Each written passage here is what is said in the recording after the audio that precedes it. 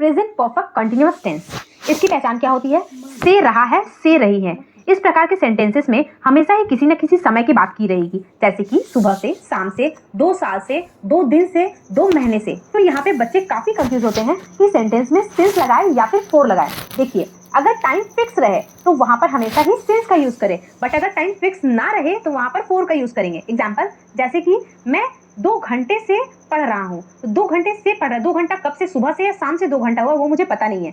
तो अगर मुझे पता नहीं है कब से 2 घंटे पढ़ रहा हूँ, तो वहां पर मुझे फॉर का यूज करना पड़ेगा। लेकिन अगर सेंटेंस में बोला गया है कि सुबह से या फिर शाम से, तो यहाँ पर मुझे टाइम तो पता है कब का बात किया गया है, ये तो सुबह का ही बात किया गया है। सुबह कभी रात नहीं हो सकता है, रात कभी सुबह नहीं हो सकता है। तो ऐसे सेंटेंसेस में सिंस का यूज करेंगे।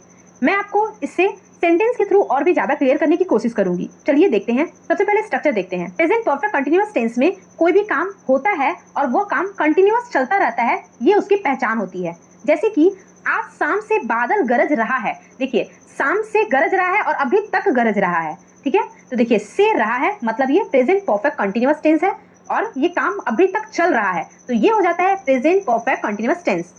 तो चलिए इसे हम कन्वर्ट करते हैं। तो इसमें सब्जेक्ट क्या है? बादल इसमें सब्जेक्ट हो जाता है, तो बादल को हम इंग्लिश में बोलते हैं द क्लाउड्स। द क्लाउड्स, उसके बाद मुझे लगाना है हैव और हैज में से किसी एक का यूज। तो क्लाउड्स जो है वो प्लूरल हो जाता है। प्लूरल के साथ हमेशा ही हैव का यूज करना है।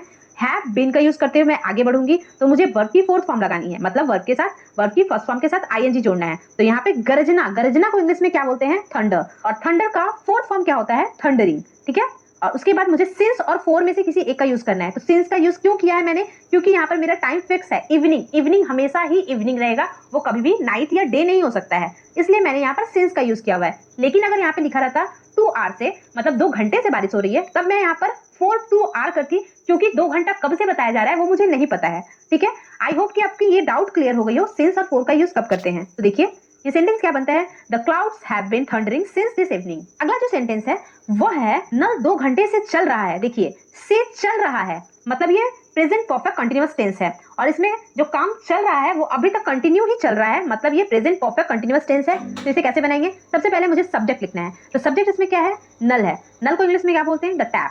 द टैप सिंगुलर है, इसलिए हैज का यूज किया है। उसके बाद मुझे विन का यूज करना है। देन वर्ब का फोर्थ फॉर्म, मतलब चलना को इंग्लिश में रन बोलते हैं, तो यहाँ पे वर्ब का फोर्थ फॉर्म क्या हो जाएगा? रनिंग। उसके बाद फोर का यूज मैंने इसलिए किया है क्योंकि यहाँ पे 2 आवर्स को बताया गया है, और आवर्स कब से ये गिना जा रहा है मुझे वो पता नहीं है, इसलिए मैंने 4 to आवर्स लिखा है। तो मेरा सेंटेंस क्या बनता है? The tap has been running for